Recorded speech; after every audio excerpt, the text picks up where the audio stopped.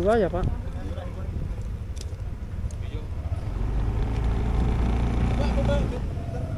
Berdua sendiri, Dua. oh ya. Assalamualaikum guys, jumpa lagi bersama saya dengan Om Anton saja. Nah, di sini adalah lanjutannya dari video kemarin. Saya baru aja dari parkiran Bukit Perahu ya, dimana Bukit Perahu ini adalah bukit yang dekat dengan tanjakan 1. Jaraknya sekitar paling enggak ya sekitar 300 meter dari tanjakan 1 ya guys ya. Dan di sini setelah kami puas menikmati sunrise walaupun agak sedikit berkabut ya, sunrise-nya cuma muncul sedikit, tapi ya lumayan lah saya mendapatkan view dari drone yang saya terbangin. Dan dari Bukit Perahu tanjakan 1 ini kami berempat menuruni bukit ini mau ke pasir lautan Bromo. Maaf, pasir di Bromo gitu ya guys, di lautan pasir di Bromo. Jadi di sini untuk kondisi jalan dari tanjakan 1 menuju ke daerah Dingklek ya, itu untuk jalanannya cukup lumayan turun tapi agak sedikit landai dengan kondisi yang berbelok-belok seperti ini. Jadi untuk motor matic turun dari penanjakan 1 sampai pos Dingklek itu cukup lumayan aman ya guys ya. Dan di sini kita tidak usah bersusah payah untuk effort ngerem secara ekstrim gitu ya guys ya. Jadi cukup ngandelin engine brake-nya di kawasan sini juga cukup lumayan proper banget memakai matic ya guys ya. Tapi harap berhati-hati ya guys ya kalau turun seperti ini. Dan di sini nanti saya akan berikan beberapa rangkuman dari perjalanan kami. Biaya itu semuanya tuh habis berapa, biaya untuk konsumsi BBM NMAX, terus kemudian biaya untuk makan, biaya untuk penginapan. Saya akan berikan di akhir video ini ya guys ya untuk rangkumannya. Jadi mungkin bisa menjadi gambaran kalian ya yang kepengen touring ke daerah Bromo itu kira-kira habis berapa sih. Nah, nanti di bagian akhir video saya akan beberkan ya guys ya.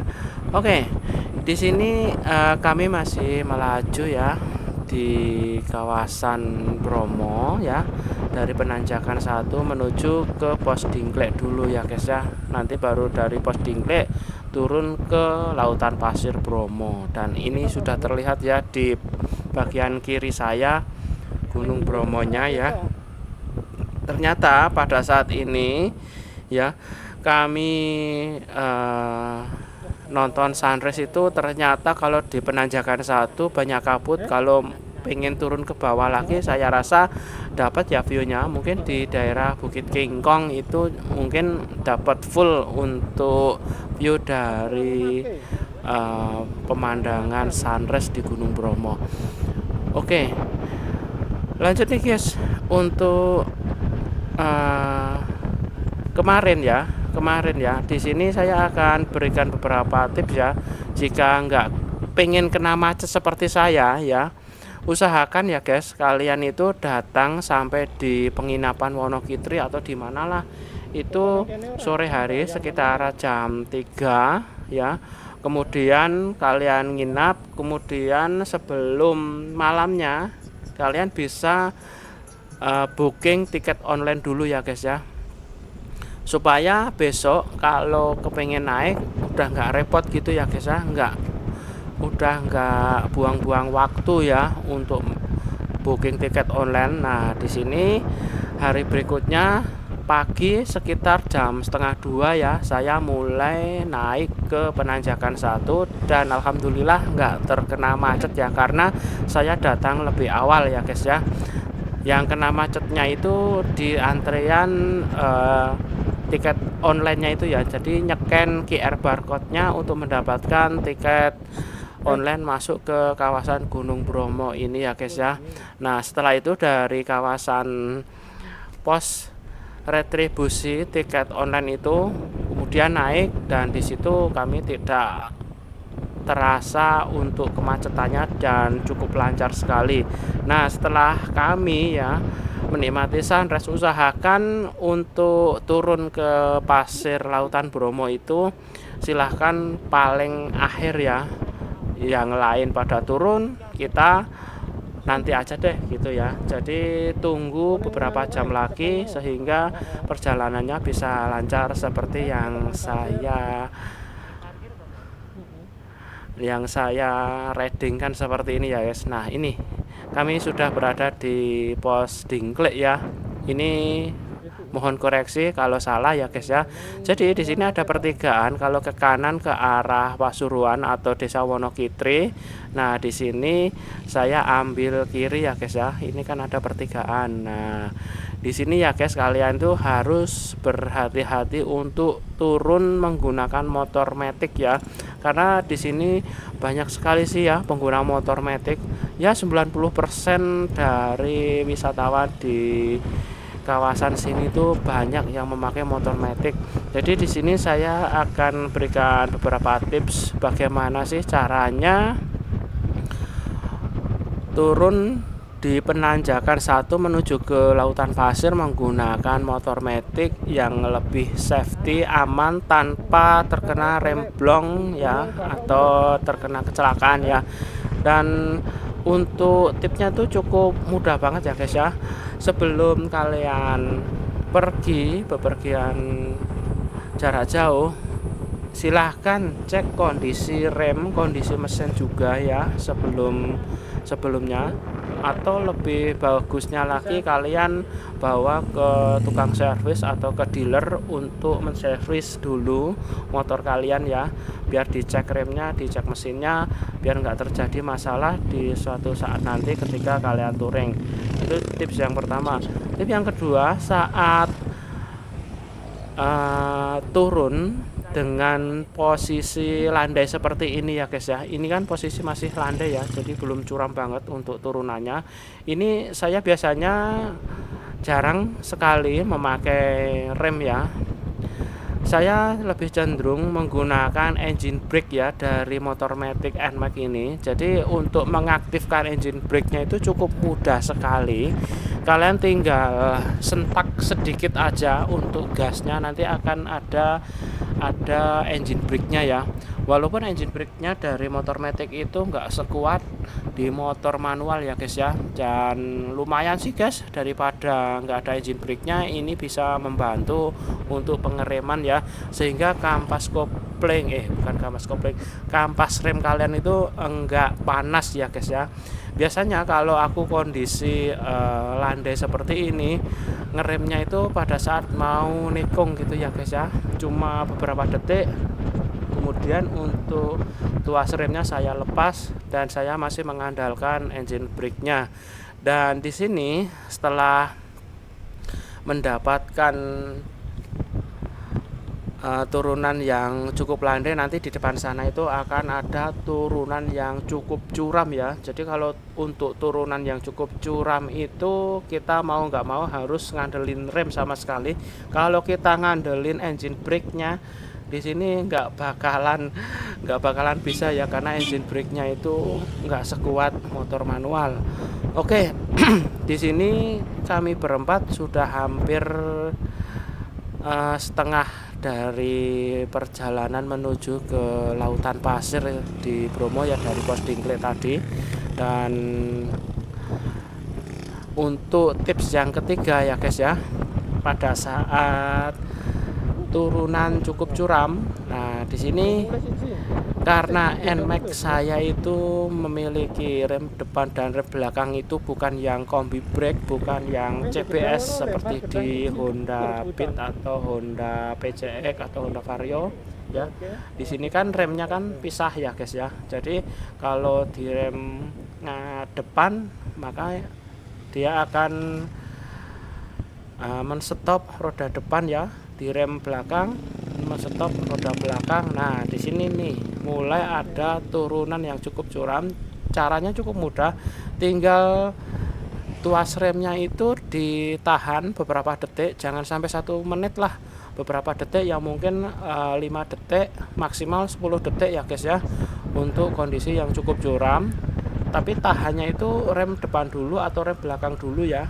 Satu rem depan dulu ditahan selama 5 detik sampai 10 detik, kemudian bergantian di rem belakang ditahan selama 5 detik atau 10 detik. Nah seperti itu, jangan terlalu lama untuk menahan tuas rem ya guys ya, walaupun cuma sedikit ya.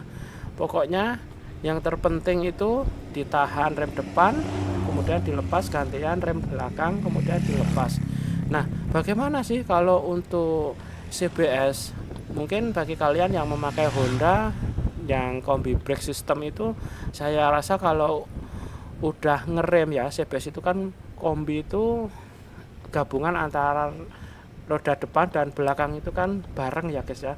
Nah itu lebih baik istirahatkan ya guys ya, supaya tidak terjadi panas yang berlebih sehingga tidak terjadi loss ya guys ya. Nah di sini mulai turunan tajam seperti ini, saya biasanya melakukan pergantian tuas rem dari depan ke roda belakang ya, diganti-ganti gitu dengan jarak 5 detik sampai 10 detik. Oke. Dan di sini saya mulai dari penanjakan 1 sampai di pasir itu enggak istirahat, enggak ngedem rem sama sekali ya guys ya. Yang lain ini pada mendinginkan kampas rem ya.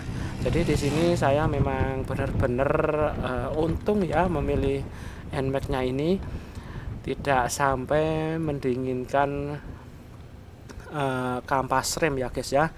Dan ini untuk NMAX-nya ini masih standar ya guys ya, masih standar untuk pengeremannya, masih standar. Kemudian untuk CVT-nya juga masih standar, mesinnya juga masih standar. Nah itu di bagian kiri tadi kan mereka pada mendinginkan kampas rem ya, biar tidak blong.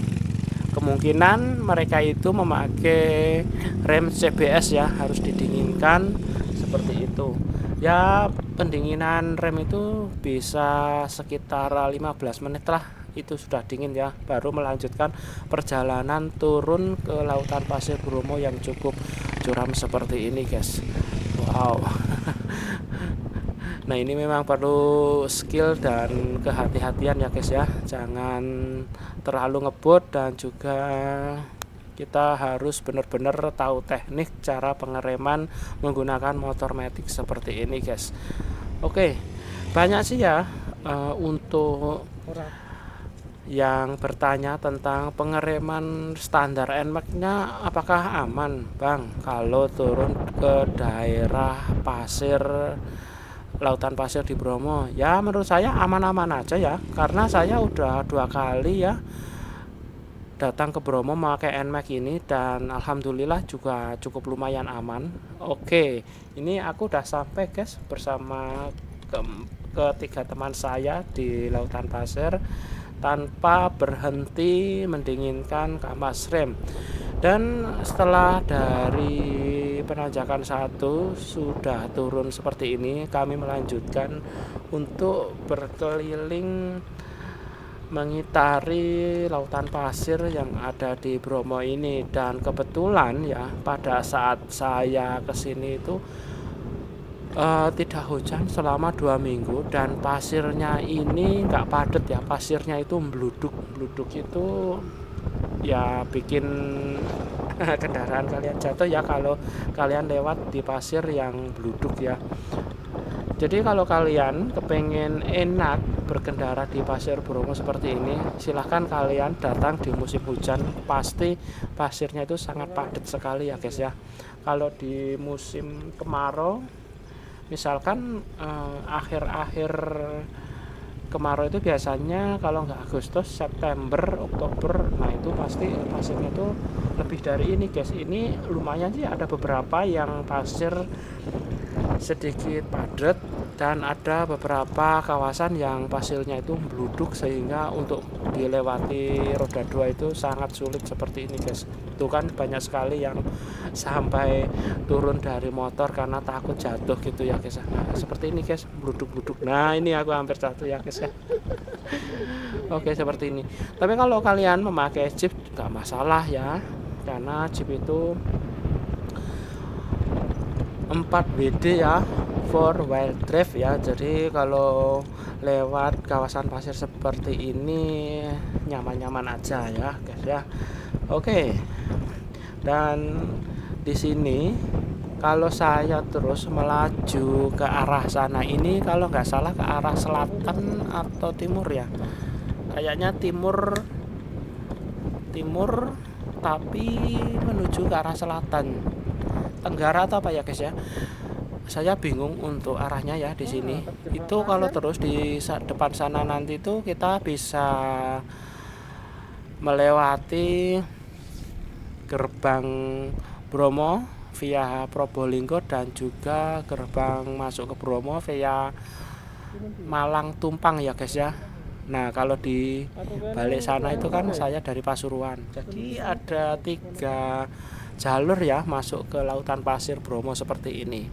Dan kebetulan saya memang dari arah Pasuruan karena paling enak itu nginap di Wonokitri guys. Jadi di Wonokitri itu kan desa dimana dekat dengan loket atau retribusi masuk ke kawasan Bromo. Jadi saya milihnya biasanya ke daerah Wonokitri. Oke. Selain itu, keistimewaan di daerah Wonokitri itu enaknya untuk naik ke penanjakan 1 lebih proper daripada yang dari Tumpang atau Malang untuk melihat sunrise ya. Jadi kalau kepengen melihat sunrise, naik aja ke Desa Wonokitri atau nginep di Wonokitri. Jadi lebih dekat dengan penanjakan 1, misalkan Bukit Cinta, terus kemudian ada Bukit Kingkong, penanjakan 1, terus kemudian ada Bukit Prau. Silahkan kalian pilih ya. Tapi kalau yang paling estetik itu memang Bukit Prau sih ya guys ya, karena kawasan itu bukitnya itu masih alami, apalagi ada pohon yang habis terbakar ya, sehingga ranting-rantingnya itu tersisa sementara daunnya udah terbakar, sehingga menambah estetik dari video kalian atau foto kalian saat ambil di Bukit Prau gitu ya guys ya. Tapi sayangnya kemarin berkabut sehingga harus menaikin drone baru dapat view dari Gunung Bromonya ya guys ya. Oke. Nah, seperti ini guys untuk pasirnya bluduk seperti ini. Ini kalau memakai motor manual seperti King seperti itu, aduh susah banget guys. Kalau matic sih enak ya. Apalagi bannya itu ban lebar seperti yang punyanya Nubro AW di depan itu, motor Yamaha Aero. Itu bannya lebar banget guys. Sehingga kalau lewat pasir itu lebih enak daripada menggunakan ban cacing yang kecil gitu guys. Wah, susah banget guys. Oke. Lanjut ya guys. Di sini saya mengitari Gunung Bathoknya ya. Gunung Bathok itu yang ada di kanan ini guys. Ini Gunung Bathok ini gunung yang cukup lumayan estetik banget ya guys ya. Yang bikin Bromo kelihatan khas banget, Bromo banget itu karena Gunung Bathoknya ini guys yang bikin bagus banget itu. Oke. Dan di sini saya memang berjalan dengan kecepatan rendah ya, nggak mau kecepatan yang cukup tinggi karena melihat kondisi medan pasir seperti ini yang cukup lumayan duduk. Nah, di depan itu ada rombongan dari mana ya? Kayaknya plat S ya, ada yang pakai NMAX, ada yang pakai Vario. Nah, di depan itu guys yang memakai Vario itu, yang memakai ban agak kecil itu, aduh susah banget guys. Nah, ini ada yang pakai CB ya. Pakai CB juga lumayan susah, harus menyesuaikan gas sama koplingnya gitu ya guys ya. Aduh, enakan memang pakai matic guys. Nah ini guys, untuk varionya susah banget kayaknya guys. Banyak terlalu kecil ya blender seperti ini, karena pasirnya sangat bluduk seperti ini. Beda dengan yang memakai NMAX itu guys. Pakai NMAX mah nggak begitu celior banget karena banyak cukup lebar. Oke, lanjut. Ini saya menuju ke arah Tenggara lagi ya guys ya. Dan saya di sini kepingin tiba di sana itu di lautan pasir yang tanpa pepohonan kecil rumput seperti ini guys, yang memang benar-benar lautan pasir. Kemudian dari lautan pasir saya teruskan untuk ke padang savana ya guys ya, yang kemarin terbakar gara-gara prewedding flare gitu ya guys. Prewedding yang memakai flare sehingga terbakar gurun savananya, dan sekarang sudah hijau dan mulai cantik gitu ya guys ya untuk kawasan Bromonya. Oke. Ini banyak sekali yang kesusahan ya guys ya lewat pasir berbisik seperti ini. Dan untuk selanjutnya di sini kami rombongan berempat itu tidak naik ke area Kawah Bromo karena masih status waspada ya guys ya. Demi safety-nya kami ngikut peraturan aja. Memang sebenarnya tuh ada yang ngeyel ya guys ya, sampai naik ke Kawah Bromo itu ada. Tapi kalau udah dari pemerintah menyatakan waspada ya untuk tidak naik ke kawasan Bromo dengan jarak safety-nya 1 km dari Kawah Bromo, ya udah nggak usah ngeyel ya, demi keselamatan kita supaya tidak merepotkan keluarga yang ada di rumah kita ya guys ya. Oke, aku ngoceh dari tadi ya. Untuk kalian yang baru saja menemukan channel ini, silahkan subscribe, share, like, dan juga komen, dan juga subscribe juga channel teman saya Kak Nugroho AW ya. Untuk video kali ini mereka juga membuat konten yang sama terhadap saya, dan kebetulan kami itu memang benar-benar suka touring ke Bromo aja. Di sini saya sudah 3 kali ya guys ya. Yang pertama memakai Honda Supra ya sampai sini. Yang kedua pakai NMAX 2 kali. Oke. Memang Bromo ini tidak bikin jenuh ya. Pokoknya Bromo itu ngangenin terus ya guys ya. Pengen terus aja ke Bromo. Soalnya unik sih untuk kawasan wisatanya di sini, dan ini memang benar-benar cukup ramai banget ya guys di sini di lautan pasir. Karena pada saat ini saya tanggal 25 Desember 2023 ya, hari Senin ya, jadi libur Natal dan Tahun Baru ya.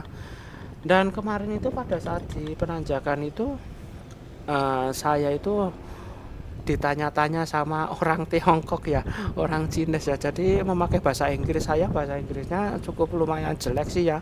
Ya saya cuma bisa ngomong seadanya aja ya. Saya itu gimana ya guys ya, mau ngomong bahasa Inggris ya kalau lancar sih lumayan sih ya, bisa menjadi guide untuk wisatawan asing ya. Tapi karena sayangnya saya nggak bisa bahasa Inggris, ya udah cukup touring aja seperti ini. Nah ini guys, ada yang pakai kuda juga ya, sewa kuda. Itu kemarin itu kalau nanjak atau naik ke kawasan Kawah Bromo itu bayar sekitar 150.000 ya guys. Itu tahun kemarin saya ditawarin seperti itu ya. Nah di sini mungkin sama ya, walaupun libur Nataru banyak wisatawan yang kesini, mungkin sama ya Kalau kalian kepengen naik kuda buat foto, buat video, atau naik kuda sekedar nggak pengen capek naik ke Kawah Bromo, ya silahkan aja. Bayarnya mungkin masih 150.000, tapi kebetulan kemarin pada saat saya kesini itu nggak tanya sama sekali ya guys ya, untuk naik kuda itu berapa tarifnya. Dan bagi kalian yang nggak kepengen pakai motor juga bisa pakai jeep itu ya guys, tarifnya itu beda-beda guys. Kalau dari Malang itu lebih mahal, tapi kalau dari Wonokitri itu lumayan separuhnya. Pada tahun kemarin ya, saya tuh ditawarin kalau pakai jeep itu harganya kalau nggak salah 600 sampai 700.000 di penginapan Wonokitri.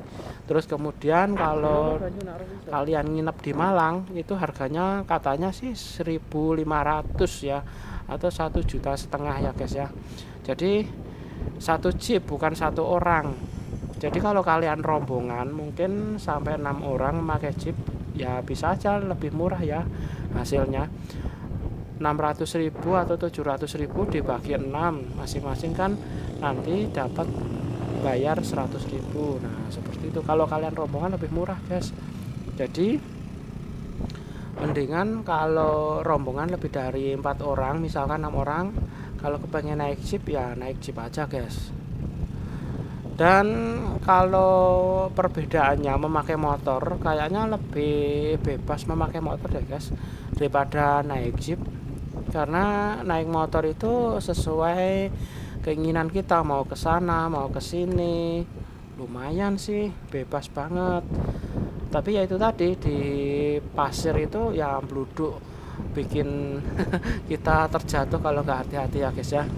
Oke, ada sih ya kalian yang kepingin open trip dari Jogja ke Bromo itu, pernah ya ada promosi di media sosial itu sekitar 500 sampai 600.000. Nah itu kok murah banget ya. Memang murah karena open tripnya itu gabung sama peserta-peserta lain gitu ya guys ya.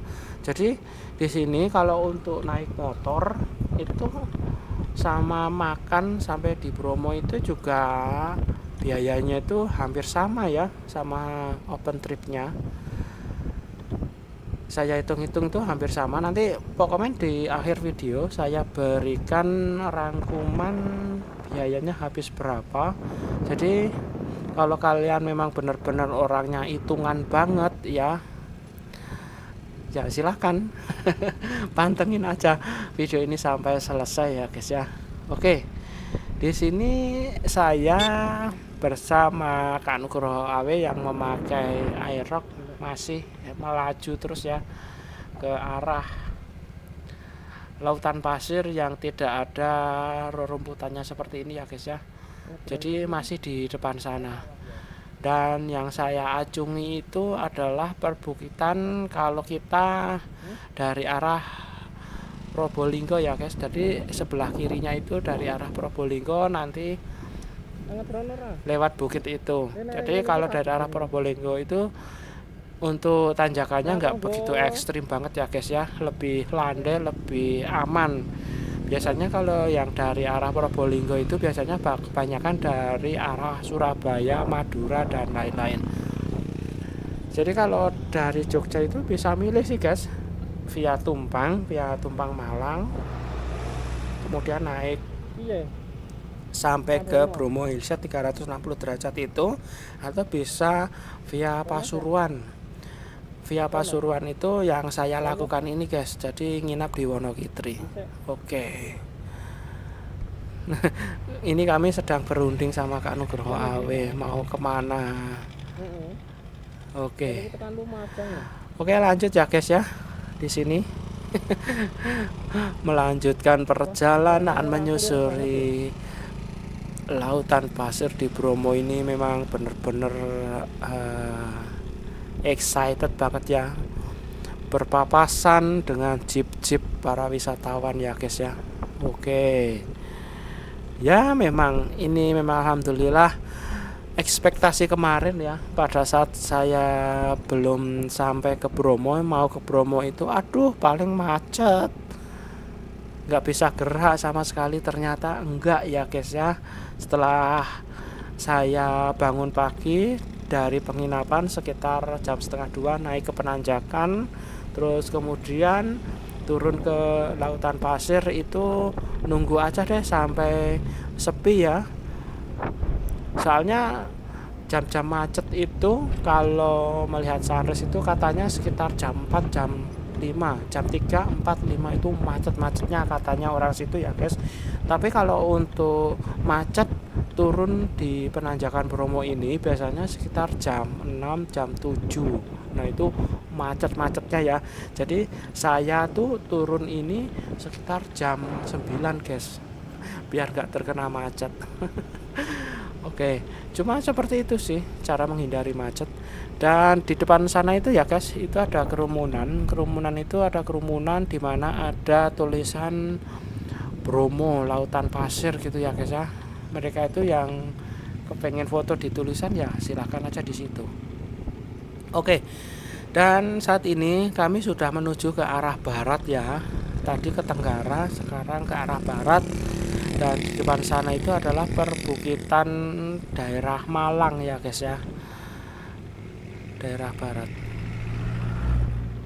Kalau nggak barat selatan sih ya guys, selatan ya, mungkin selatan. Saya dikoreksi dulu ya guys, ini ke arah selatan karena mataharinya ada di samping kiri guys ya. Ini ke arah selatan guys, baru nanti ke padang savananya itu ke arah barat. Oke, maaf ya guys ya, saya lupa arah. Oke, nah di sini guys untuk lautan pasirnya cukup memang sangat luas banget ya. Dan kebetulan di sini itu kemarin saat datang sampai Wonokitri sore hari itu hujan cuma sebentar doang. Dan kebetulan ya kami rombongan itu udah sampai di gurun savana, gurun Teletabis itu ya, Bukit Teletabis itu malah hujan ya. Jadi kami tidak bisa mengambil gambar yang estetik, yang instagramable, yang viral di Instagram, di TikTok itu ya guys ya. Di bagian Bukit Teletabis yang sedang cantik-cantiknya itu kami tidak sempat bisa ambil gambar via drone ya guys ya. Karena udah diusir sama hujan untuk turun dari kawasan Bromo seperti ini. Aduh, tapi ya nggak apa-apa lah guys, pengalaman aja cukup seru banget sih guys untuk touring kali ini ya. Sangat-sangat seru dan cukup lumayan lelah, tapi memakai NMAX ya nggak begitu lelah, nggak begitu capek. Beda sama memakai Honda Supra, Honda biasa. Kemarin pada saat pertama kali saya datang ke Bromo itu aduh, badan itu kayak digebukin orang guys. Habis ke Bromo saya harus istirahat selama 3 hari, tidur terus habis ke Bromo karena kondisi motornya ya nggak begitu proper untuk diajak touring gitu ya guys ya. Nah kalau memakai NMAX kan enak banget, posisi ridingnya enak, terus kemudian joknya empuk, joknya lebar, jadi kayak apa ya, kayak duduk di sofa tapi ngendarai gitu guys. Nah seperti itu ya, silahkan ya kalian kalau kepingin beli NMAX silahkan ya, saya saranin kalau kepingin kalau kalian suka touring ya belilah NMAX seperti ini, lebih proper, lebih enak. Dan ini memang sudah benar-benar terbukti, saya buktikan buat sampai ke Bromo itu nggak begitu lelah. Yang paling lelah itu memang di pasir seperti ini ya guys ya, kondisi yang bluduk seperti ini, sehingga kita harus effort banget untuk mengendarai NMAX-nya ini. Oke, sekarang saya mau nerbangin drone dan hasilnya seperti ini ya guys. Untuk drone-nya suruh teman saya yang milotin dengan mode active track 360 derajat, dan ini masih di mode follow ya dari belakang. Nah seperti ini. Kalau pakai drone lebih bagus banget guys hasil gambarnya. Oke, setelah itu saya belok lagi. Takutnya kejauhan dari remote-nya. Ya sebenarnya nggak apa-apa sih, jauh banget. Tapi untuk yang saya boncengin itu ada agak khawatir guys kalau saya tinggal agak sedikit jauh. Iya iya iya, karena mereka masih, ABG ya guys ya, belum tahu arah pulang sehingga masih khawatir kalau kami tinggal jauh-jauh gitu ya guys ya. Oke lanjut kami kembali ya, itu kan cukup bagus banget ya kalau via drone, mantap banget guys. Bromo itu memang bener-bener yahut dan keren. Oke ya guys, setelah saya main drone seperti ini, kami melanjutkan menuju ke Bukit Teletabis atau padang savana yang kemarin terbakar dan sekarang udah hijau seperti ini guys. Tuh keren banget ya guys ya. Ini kalau pas saat musim hujan mungkin bagus banget ya guys ya. Pasirnya nggak berdebu seperti ini. Terus kemudian untuk eh, padang savananya juga cukup lumayan hijau banget. Nah, kalau pas saat hujan ya. Jadi kalau kalian kepengen sunrise di kawasan gurun savana seperti ini, silakan aja kalian via Tumpang aja ya kalau kepengen sunrise di gurun savana. Tapi kalau pengen sunrise di Penanjakan ya via Pasuruan itu. Kalau kalian kepengen sunrise di Seruni Point via Probolinggo, kalau nggak salah ya guys ya. Silakan nanti dikoreksi bagi kalian yang tahu tentang Bromo ini ya guys ya. Oke, dan di sini masih melaju motor kami ke arah barat daya mungkin ya. Jadi selatan agak serong ke barat, barat daya mungkin ya guys ya, atau barat laut. Oh barat daya ya, menuju ke arah barat daya. Jadi kalau terus nanti di sana itu nanti naik kemudian sampai di Bromo Hillside kawasan Malang. Dan ini memang planning kami itu ke lautan pasir ini menuju ke arah Malang langsung pulang gitu guys. Oke, jadi lewat seperti ini tuh kan cantik banget ya guys ya. Sekarang untuk tanaman rumputnya cukup lumayan estetik. Ini kalau pakai drone bagus banget guys. Drone saya baterainya cukup lumayan kritis sih guys. Kalau mau ngedrone dari lautan pasir sampai sini, baterainya itu nggak begitu awet ya guys. Sekali cas sampai 100% nanti hanya cukup sampai 20 menit sampai 25 menit ya guys. Itu pun tergantung kondisi angin juga sih. Kalau anginnya cukup lumayan kenceng ya, namanya di gunung itu kan anginnya kenceng ya, itu cukup menguras baterai drone gitu guys. Kalau anginnya nggak begitu kenceng ya agak sedikit awet ya. Klaimnya dari DJI ya, karena saya memakai DJI itu satu baterai itu bisa sampai 34 menit, tapi realnya nggak sampai segitu guys. Karena pada saat saya nerbangin drone itu ya harus merekam itu juga membutuhkan daya baterai yang cukup lumayan besar, apalagi yang 4K 60 fps. Terus kemudian kondisi angin itu juga cukup mempengaruhi daya tahan baterainya juga. Kalau anginnya kenceng otomatis drone-nya itu kan menahan terus ya, menahan di posisi itu, sehingga untuk motornya kan lebih kenceng gitu ya guys. Jadi baterainya kan cepat terkuras. Nah, di sini saya coba ya ke arah selatan untuk menikmati gurun savananya, dan ini sudah mulai mendung guys. Iya iya ya, sudah mulai mendung. Yang nantinya sekitar 1 jam 2 jam lagi hujan di sini. Ternyata hujan beneran guys. Aduh. Jadi cuma di kawasan sini ya guys, saya nggak ada videonya ya, karena berhubung baterai drone saya habis dan langsung hujan, makanya di sini videonya cuma sampai berkendara di ujung sana itu aja guys. Oke, di sini untuk debunya tuh seperti ini ya guys ya.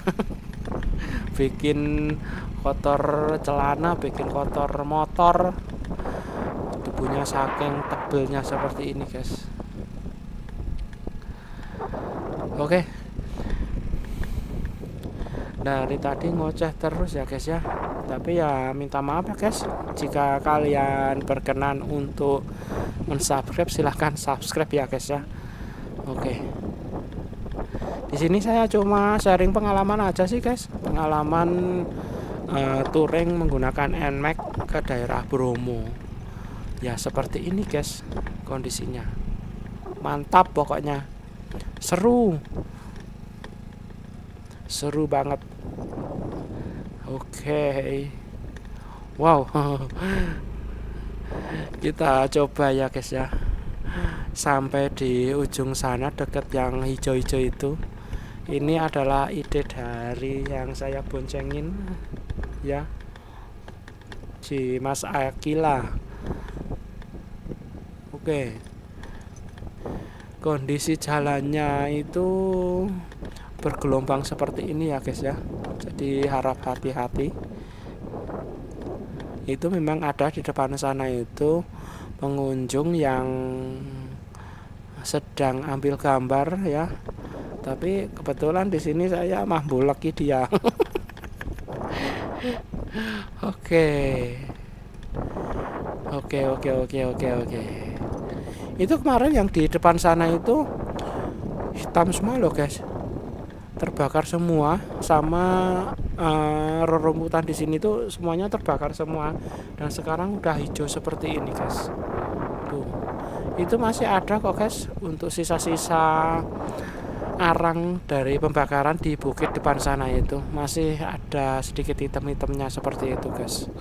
Oke, ya semoga tahun depan lebih hijau lagi ya guys.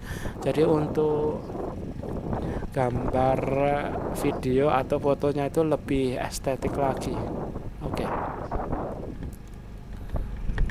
Dan kami masih melaju menuju ke arah bukit itu guys, karena kepengen ada rumput yang begitu luas ya, jadi harus melaju ke arah depan sana terus guys. Oke. Dan itu ada pengunjung 2 orang ya, sedang ngambil gambar. Dan di sini cocok guys untuk foto-foto kalian, untuk video kalian ya guys ya. Ambil foto atau ambil video dari drone lari-lari di sini cukup bagus dan lumayan estetik ya guys ya, karena udah rumputnya itu udah hampir hijau semua. Oke, cuma sampai sini aja sih guys. Tuh kan, padang savananya cukup luas banget, tapi sayangnya udah mulai mendung guys. Jadi di sini cuma beberapa menit aja, yang nggak nyampe 1 jam kemarin itu langsung hujan guys. Aduh, hujan sampai di penanjakan Bromo Hillside itu guys. Oke ya guys, sekarang untuk beberapa rangkuman biaya ke Bromo itu habis berapa, saya share di sini ya guys. Yuk.